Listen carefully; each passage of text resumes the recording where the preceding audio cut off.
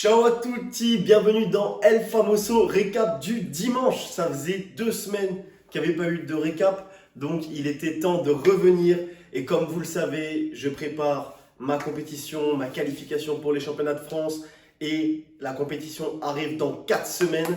Donc dans 3 Famoso récap, si on compte pas celui-là, il y aura la compétition. Donc j'aurais bien aimé trouver un petit nom à cette prépa championnat de France, entre guillemets, tu vois, cette prépa compétition, comme Russell Horry, que j'admire de ouf, il appelle ses trucs, ses vlogs New Standards, tu vois. Donc si vous avez des idées, les gars, mettez-les dans les commentaires, donnez-moi des petites idées de noms qu'on pourrait donner. Euh, maintenant, préparez-vous bien, puisque ça va envoyer du très très lourd dès le premier Famoso récap, parce que les gars, ce soir, j'ai 206 kilos de prévu au bench. Waouh, non, non, non, pas encore. Ça, ce sera l'an prochain, ça. Donc 206 kilos de prévu au squat, 151 kilos de prévu au bench et 233 kilos de prévu au terre. Mais ce sera sans sangle, ce sera full legit. Donc ça me fera un petit total 30 kilos à 580 kilos si mes calculs sont bons. Donc en principe, 590 kilos. 590 kilos. Donc voilà, c'est assez correct, même si c'est que la première semaine. Donc dites-vous bien que là, c'est censé passer easy peasy Japanese. Perfetto, facile. Ça va être franchement une dinguerie. Par contre, j'ai des gros problèmes d'alimentation en ce moment. Ce sera le sujet de la vidéo du jeudi qui sortira la semaine prochaine. Première vidéo du jeudi qui sort. Donc j'espère qu'elle va vous plaire. Pareil, si vous avez des noms à donner pour cette petite série de vidéos du jeudi, les gars, balancez dans les commentaires, donnez-moi des idées. À chaque fois, vous avez des bons trucs. Donc je vous fais confiance sur ça. Et donc, à cause de ces problèmes d'alimentation, comme je le disais, genre, je fais un peu n'importe quoi. Je mange pas très bien. Parfois, je mange beaucoup. Parfois, je mange pas beaucoup. Et aujourd'hui, de toute la journée, j'ai mangé que un bout de pain de mie avec une banane, du beurre de cacahuète et de la confiture, quoi. Donc là, j'ai zéro énergie. Donc ça va vous montrer que même avec zéro énergie dans le corps, même avec zéro glucides ingurgités et tout, les 206 kilos, pouh, Jupiter, les 151 kilos, pouh, Mars, et les... ah non, le squat c'était Saturne. 206 kilos, pouh, Saturne, 151, pouh, Mars, et les 233 kilos, mes pouces, je vais faire comme ça, regarde, hop, hop, c'est fermé. La prise du crochet, comme on appelle ça mon ami, le hook grip pour les plus bilingues, je la prends, je descends, et je remonte, bam, et elle va sur Jupiter, voilà. Donc là on a tout mon ami. Donc, je vais quand même, je suis pas con, tu vois. Enfin, un petit peu, mais pas non plus suffisamment au point d'y aller sans être chaud. Donc là, mon ami, je vais te donner le meilleur pré-workout que tu peux consommer quand tu n'as pas mangé et que tu veux performer à la salle. C'est du café soluble Monoprix. Le truc est tellement dégueulasse que ça te réveille d'une puissance, mon ami. C'est grâce à ça que j'ai survécu jusqu'en dernière année de master. Concrètement, ça m'a fait faire des nuits blanches, mon gars. Wouh! Et du café soluble Monoprix. Le truc qui coûte 1,50 € là. Wow, regarde, je tremble. Tellement c'est chaud, tellement je sais que le truc il va me... Attends, vas-y. Let's go, boy! Mm. Wouh!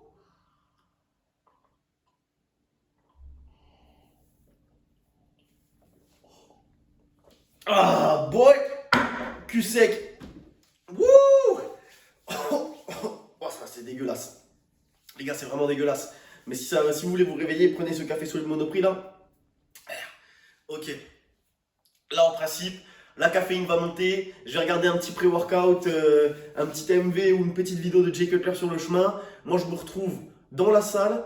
Donc, je vais pouvoir vous montrer quelques exercices de mobilité parce que j'ai des douleurs au genou. Donc ça, vous allez voir à la caméra. Et je vous expliquerai du coup dans la seconde partie de la vidéo quelques petits tips que je mets en place par rapport à cette préparation. Si vous avez des douleurs au genou, si vous avez des soucis au deadlift, j'ai prévu de vous dire tout ça. Donc les gars, restez bien accrochés, accrochez bien votre slibard. Là, il y a un bon gros pré-workout de 3-4 minutes qui arrive avec des grosses perfs et après des gros conseils. Je vous dis à tout de suite dans la salle, let's go!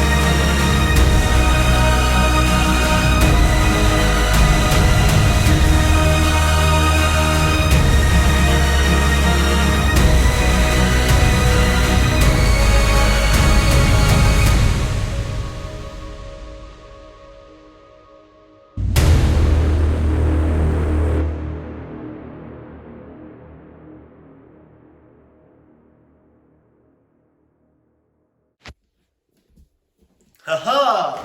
Tu t'attendais pas à ça? Avoue, tu t'attendais pas à ça, parce que j'ai déjà fait toutes les entrées possibles et imaginables, mais celle-là, je l'avais pas fait. Celle-là, c'est la première fois que je la fais. C'est simple, mais je l'avais pas fait.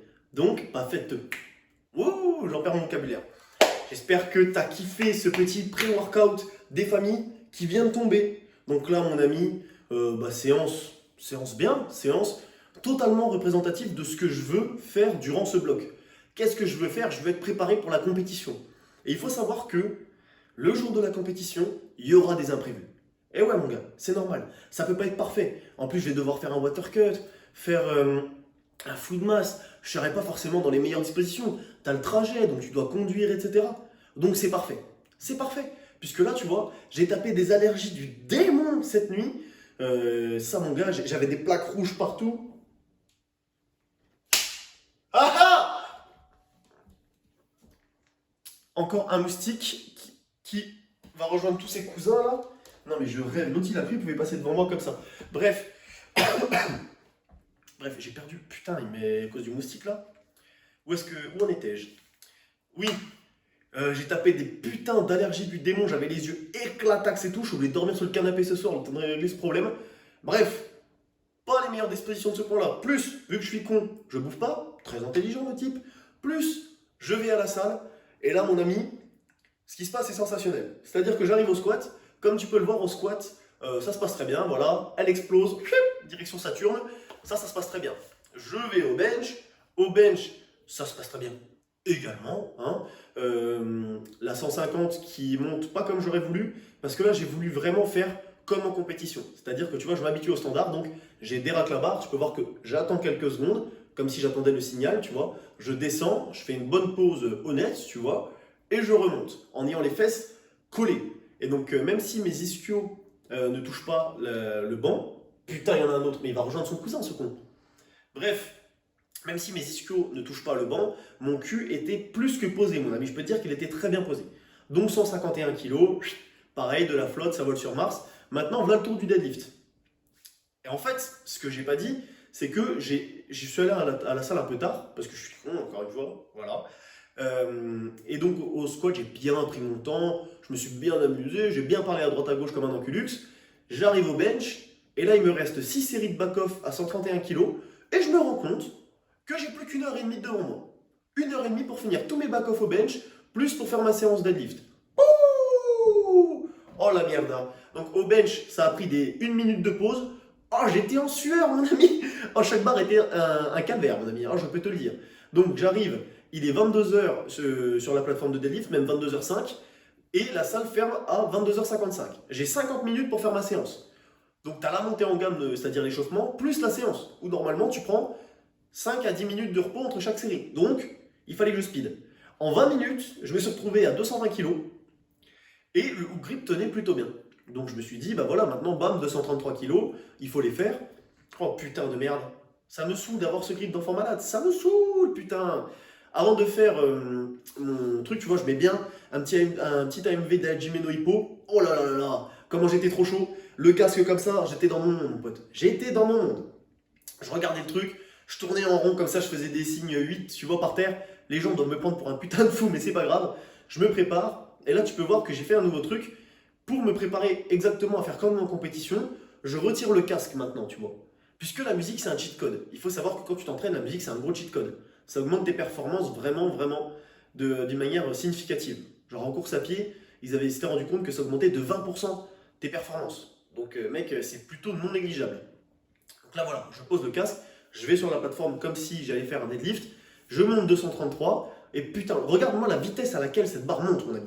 Elle est montée, putain, elle était déjà en train de... Là, tu vois, les réacteurs étaient en train de se chauffer, ils étaient prêts à partir sur Jupiter. Ah, ils étaient chauds, les enculés. Ils étaient chauds.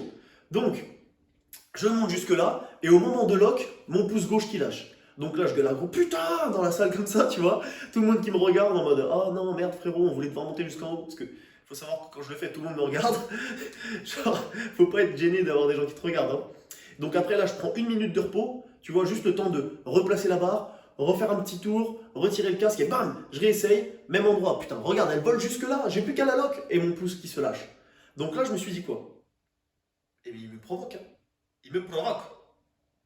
Bref, je me dis, je vais tester le mix grip. Et le mix grip, j'aime pas du tout parce que ma main droite, celle qui est en pronation, en fait, elle frotte contre ma cuisse et mes doigts s'ouvrent quand c'est comme ça. Donc je dois vraiment lutter comme un enculux pour que ça tienne, tu vois.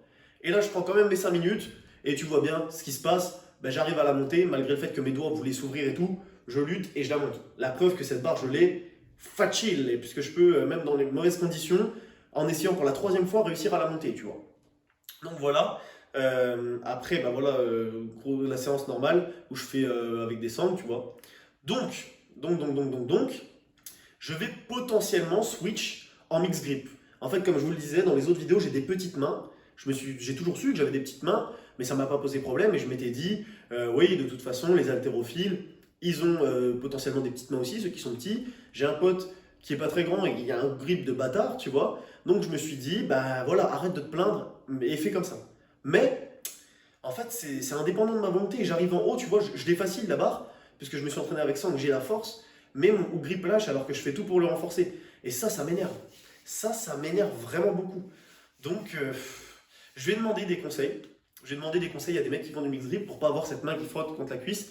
Je vais m'habituer à ça, puisque je me sens vraiment puissant, tu vois, je me sens solide en mix grip. Il y a juste ce problème de frottement, tu vois. Donc, je vous reparlerai sûrement dans une vidéo du jeudi ou dans le prochain Famoso Récap des adaptations que je vais devoir mettre en place pour que mon mix grip soit efficient, tu vois. Et que le jour de la compétition, je puisse vraiment exploiter mon plein potentiel sur le deadlift, parce que là, c'est dommage. Moi, je trouve ça très dommage. Et en parallèle, je renforcerai toujours mon grip, puisque bah, on ne sait jamais, peut-être qu'un jour, il sera suffisamment puissant pour remplacer le mix grip, mais pour l'instant, ce n'est pas le cas. Donc voilà, première adaptation que je vais mettre en place. Or, le fait que maintenant, je te l'ai dit, je fais tout au standard, c'est-à-dire que voilà, j'arrive à la barre, j'attends longtemps, je fais le lift, j'attends longtemps avant de reposer la barre, comme si je devais répondre à des ordres, comme si j'étais en compétition.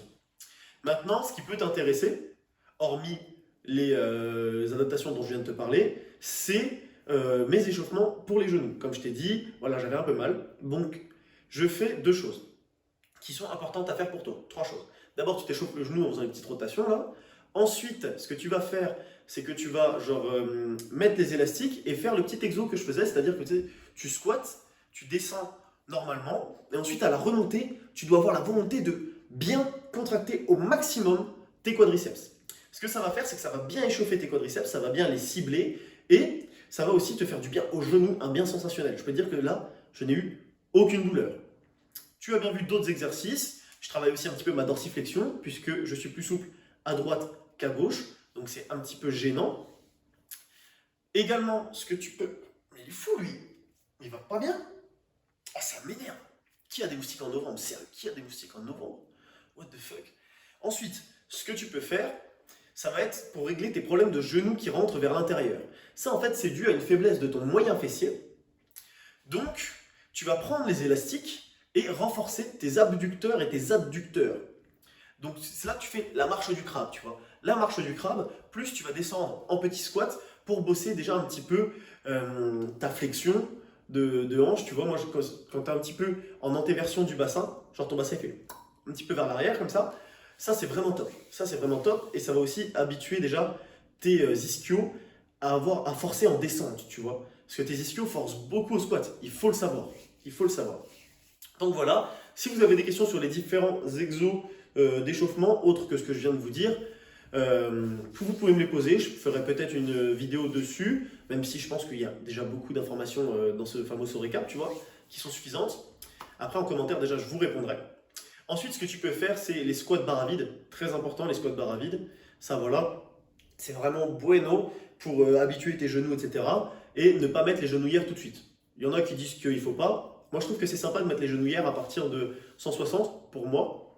Puisque, en fait, comme ça, je m'habitue à squatter 100, tu vois. Et tu fais, ah oui, d'accord, là, c'est un peu plus dur. Et quand tu mets les genouillères, tu es en mode, pouh, ça y est, hop, je flotte.